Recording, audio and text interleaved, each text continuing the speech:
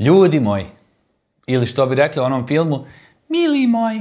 Živimo u vremenu kad svi jurimo po marketima i tražimo ono što je bez aditiva, prirodno, organsko, zdravo. A istina je da priroda može da vas sredi brže nego i jedan konzervans. Prirodno i zdravo nisu sinonimi. Ponekad su potpune suprotnosti. Danas ću vam pokazati stvari koje se potpuno regularno prodaju na policama, a ako pretjerate, može vas odnijeti hitna brže nego vi sarmu na svadbi. Uzmimo jezgra, kajsije i gorke bademe, na primjer. Reklamiraju ih kao prirodni lijek protiv raka, a zapravo unutra se krije amigdalin koji se u stomaku pretvara u cijanid. Da, onaj isti otrov iz kriminalističkih romana. Cijanid blokira enzime u mitohondrijama. Ćelije više ne mogu da koriste kiseonik i vi dišete, ali se zapravo gušite iznutra. Rezultat je mučnina, slabost, ubrzan puls, a u težim slučajevima koma i smrt. Jeste brale. Dovoljna su 3 jezgra da pređete granicu sigurnog unosa, a 20 gorkih jezgri za odraslog čovjeka već je toksična doza. Ako se to desi, da si se malo zanio u grickalicama uz film, nema čekanja. Hitna pomoć odmah, jer antidot ne stoji u kućnoj apoteci. Jezgro trešanja, šljiva i breskvi. One rade istu stvar. Unutra je prunazin i opet cijanid. 1 ili 2 špice nisu problem, ali desetine mogu biti itekako opasne. Naročito za djecu.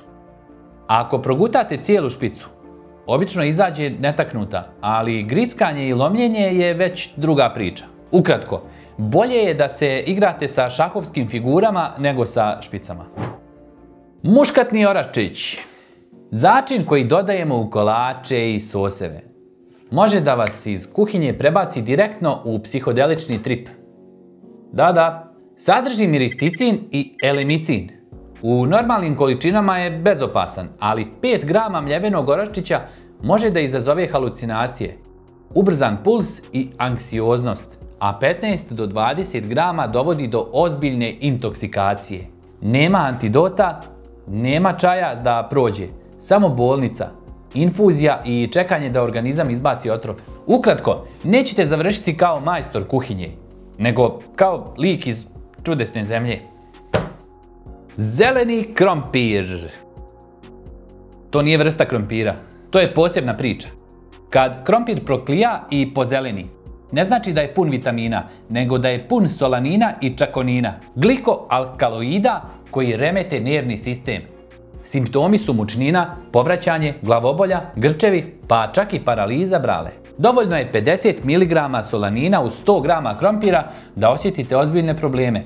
A fatalna doza je oko 6 mg po kilogramu tjelesne mase. Zeleni krompir nije za jelo, tačka. Ako mislite da ćete ga spasiti guljenjem, ne spašava vas ni baba, ni guljenje do pola krompira. Smeće. A sad idemo na jednu biljku simpatičnog naziva, ali nimalo nije simpatična ako je ne znate koristiti. Rabarbara. Ona je dvolična. Peteljke su super, listovi su horor. Puni su oksalne kiseline koja se veže za kalcijum, stvara kristale u bubrezima i obara kalcijum u krvi. To nisu oni kristali, neki fini kristali, ti su kristali ozbiljan problem. Poslije toga stižu bolovi, grčevi i problemi sa bubrezima. 5 grama oksalne kiseline može biti smrtonosno za odraslu osobu, a listovi je imaju dovoljno da vas ozbiljno ugroze. Jednostavno, listove ne jedemo. Ako baš volite rizik, bolje igrajte rulet, bar je zabavnije. Na 6. mjestu zeleni paradajz. To je balkanski klasik u turšiji, ali nezreli plod sadrži tomatin.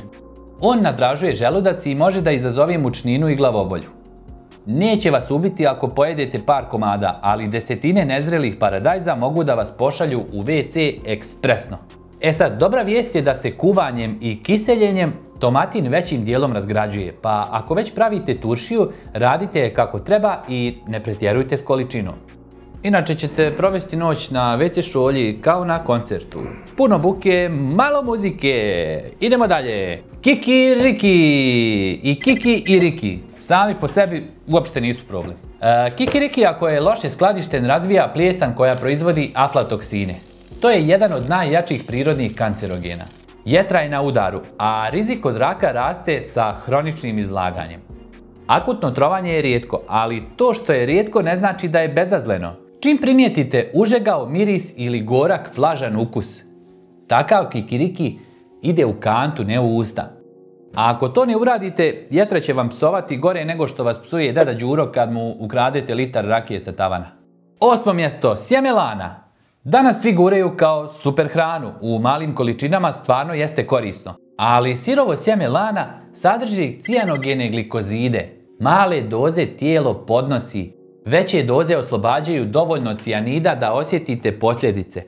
1 do 2 kašike dnevno su razumna mjera, ali ako neko riješi da pojede 50 do 100 grama sirovog lana odjednom, to već ulazi u teritoriju gluposti koje se skupo plaćaju. Ukratko, lan može da pomogne probavi, ali i da vas isprati prije vremena. 9. mjesto, špinat i blitva. Naravno da su zdravi, ali vole da nakupljaju nitrate.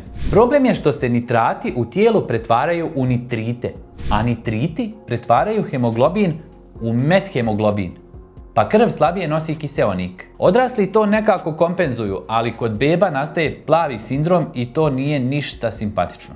Stari, podgrijani špinat i blitvu ne dajmo bebama, to je pravilo. A ako baš želite da dijete bude plavo, obucite mu kostim štrumfa, a ne hranite ga podgrijanim špinatom. I na finalnom, zadnjem, posljednjem, ali ne tako nevažnom mjestu, cimet. On na našim policama u 99% slučajeva nije pravi cejlonski, nego kasija.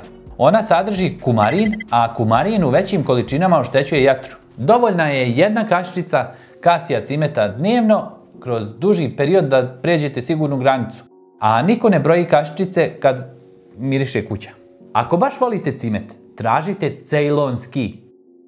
Skuplji jeste, ali jetra je samo jedna, brate. A ako mislite da možete sve da izdržite, jetra neće. Nije ona baba, pa da ti oprosti što nisi pojeo 3. tanjir sarme. Idemo dalje. Šta desite? Ima još. Ima još. Gorke tikvice i tikve. Znate ono kad uberete tikvicu iz bašte, mislite, sad će da bude musaka ko iz sna, a ona gorka. To nije neka sitnica, to je priroda rekla, nećeš ti mene jesti tek tako. Gorke tikvice pune su kukurbitacina, toksina koji biljka proizvodi da otjera bube i gljivice. I vas. Super za nju, katastrofa za nas. Simptomi. Prvo mučnina, onda proliv u stilu maratonci trče počasni krug do WC-a. A ako je pojedete do kraja, može da završi i sa infuzijom. Pravilo je prosto, a ako tikvica gorkne, ne spašava je ni ribež, ni tiganj, ni baba sa receptom. U kantu i zdravo. Dalje, bobice zove. Sirove. Sok od zove je klasika kod nas. Ljeto, flaša na prozoru, baba miješa šećer i vodu, ali pazi sad, sirove bobice zove sadrže sambunigrin. Ne znači ništa ime, ali znači da je to supstanca koja u stomaku puca na cijanid. Da, sok je super, ali samo ako se skuha. Ako krenete da jedete sirove bobice, nema vitamina, nema detoksa, ima mučnina i povraćanje. I trčanje do WC-a. Nemoj opet da puštaš to, nemoj opet da... Jel pustio? Ovo je fina emisija. Ukratko, kuvaj ili baci. Jezgro kajsije se često hvali kao preventiva protiv raka. Muškatni oraščić je začin bez kojeg mnogi ne mogu zamisliti kolače. Zeleni paradajz završi u svakoj turšiji. Špinat i blitva pune su gvožđa i vitamina. Lanovo sjeme pomaže probavi.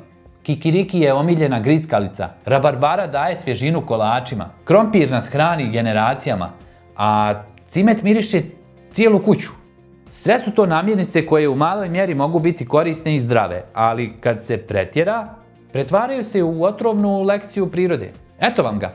Sve ovo stoji uredno zapakovano, bez jednog upozorenja. Prirodno je, zdravo je, kupujte, jedite.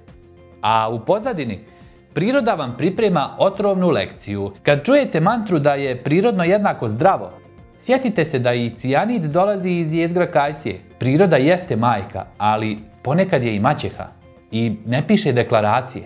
Ja sam Zdravko Dren i ovo je bila još jedna lekcija o tome kako nas priroda može slagati bolje od bilo koje hemijske fabrike. Dakle, to što nema aditiva ne znači da nema nuspojava. Zato uživajte u ovim namirnicama pametno i sa mjerom, jer kad pretjerate, priroda ne oprašta. Isto kao ni bivša kad joj ne vratite ključ od stana. Mislio si da neće biti.